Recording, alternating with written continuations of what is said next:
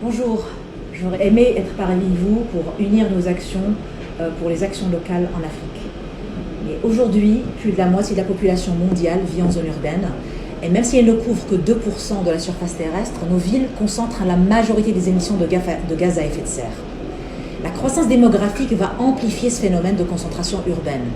Nous aurons des villes qui vont s'étendre, qui vont engendrer l'artificialisation des sols, qui vont fragiliser la biodiversité des écosystèmes, qui vont exacerber les impacts de ce changement climatique sur les populations et les infrastructures. Les changements climatiques qui sont en cours exigent une révolution dans la conception de la planification territoriale.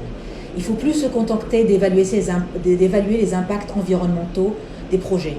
Il faut prendre en compte l'impact sur la durabilité de ces projets et des infrastructures. Et ces derniers mois, la crise du Covid-19 est venue nous rappeler que nous vivons dans un monde en perpétuelle mutation qui nous oblige à avoir une résilience. À travers une gouvernance urbaine territoriale résiliente, les territoires ruraux et urbains peuvent être des lieux d'innovation et d'efficacité pour réduire les émissions de gaz à effet de serre et nous protéger efficacement des effets.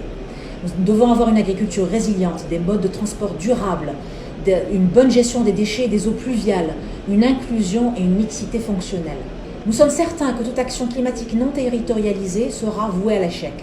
Les territoires sont le réceptacle des impacts adverses attendus. Toute action d'adaptation se doit être adaptée à leur spécificité intrinsèque. Cette résilience ne sera pas possible qu'à travers le renforcement des capacités des acteurs territoriaux, les femmes, pour mieux prendre en charge le développement des territoires dans un cadre inclusif et durable. À ce titre, le 4C Maroc a mené plusieurs actions d'appui aux collectivités territoriales en matière d'intégration des changements climatiques dans leur planification et en matière aussi de bancabilité des projets. Nous avons une série de formations et de guides appropriés dans ce cadre.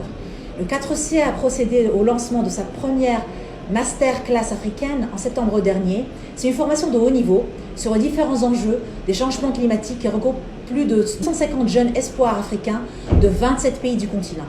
Ces jeunes-là seront formés lors de cette première masterclass africaine et viendront alimenter une pépinière d'experts africains pour appuyer les politiques du climat du continent.